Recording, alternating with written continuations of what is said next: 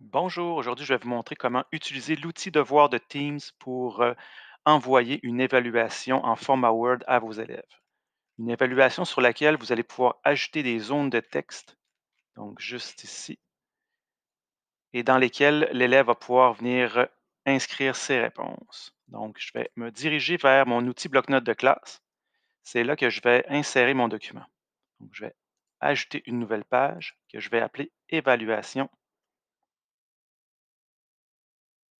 en lecture.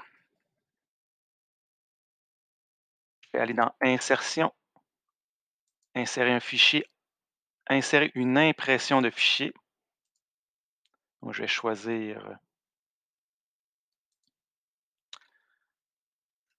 dans mon dossier formation, le roi Arthur, ouvrir et insérer. Quand c'est fait, je vais accéder à mon outil devoir juste ici. Donc, mais avant ça, désolé, je vais venir ajouter mes zones de texte. Donc, je vais ajouter une zone de texte pour que l'élève puisse insérer son nom.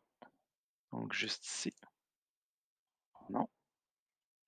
Ensuite, une zone de texte pour chacune des questions. Donc, réponse. Et une autre zone de texte ici. Donc, je vais faire de même pour tout le document. Quand c'est fait, je vais accéder à mes devoirs dans Teams. Je vais appuyer sur Créer une nouvelle affectation, ajouter une ressource. Et là, je vais ajouter une ressource à partir de mon bloc-notes pour la classe. Je vais aller dans ma bibliothèque de contenu, section français, évaluation en lecture. Je vais choisir ce document, je vais le joindre et par la suite, l'élève va le recevoir dans la section français de son bloc-notes. Je vais appuyer sur Terminer. Je vais lui donner un titre, donc Évaluation. Évaluation en lecture. Je pourrais ajouter un barème, je pourrais venir modifier la date d'échéance et quand c'est fait, affecter. Donc, je vais me diriger sur le compte de l'élève, donc juste ici. Je vais aller voir dans Activités.